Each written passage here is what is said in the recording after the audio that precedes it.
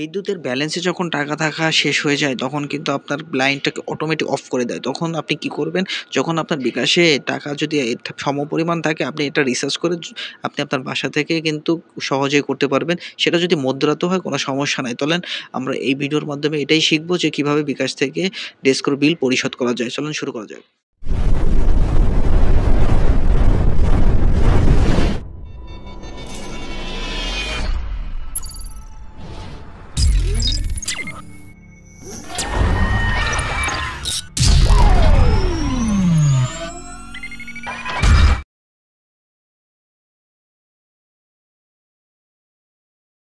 বিকাশ অ্যাপটি আমি আগে থেকেই ওপেন করে রেখেছিলাম, কারণ এখানে একটা সিকিউরিটির বিষয় আছে।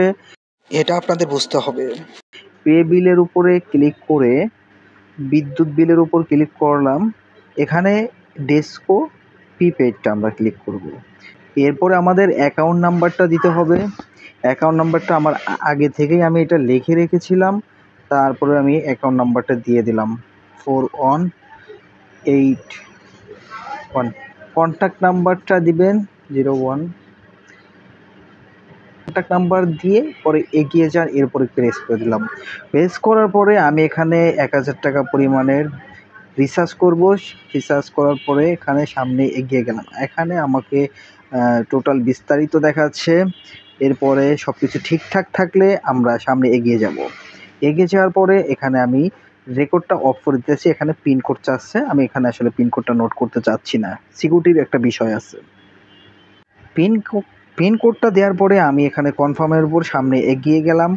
আমার এখানে ট্যাপ করলেই আমার এখানে বিকাশ থেকে 1000 টাকা পরিমাণ কেটে নিয়ে যায় এবং আমাকে একটা কি বলবে 1000 টাকা পরিমাণের ট্রানজ্যাক্টটা আমাকে ঢুকিয়ে দেবে রিচার্জ।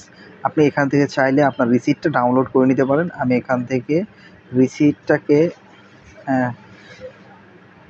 একটা স্ক্রিনশট আমি এখান থেকে ডাউনলোড করে নিলাম। এখান থেকে টোটাল সরাসরি একটা ব্রাউজারে চলে যাব।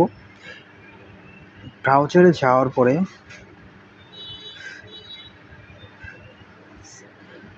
সার্চ অপশনে লিখব ডেসকো লগইন।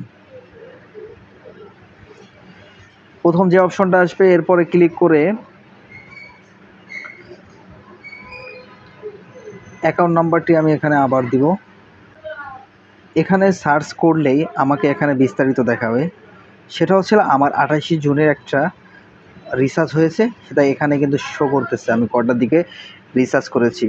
ঠিক আছে, দেখতে পারবেন এই যে আপনার ডিটেলস, যে আমি 28 তারিখে রিচার্জটা দিয়েছিলাম, এটার একটা ডিটেলস আছে যে আমি কতটুকু।